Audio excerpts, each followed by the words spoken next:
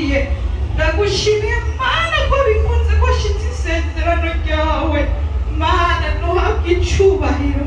Ndagushimiye Mana ko wabanye nanje mu ntambara iboneka n'itaboneka. Amashimwe n'icubahiro bibi byawe nukuri nzokwamamaza honeza yawe.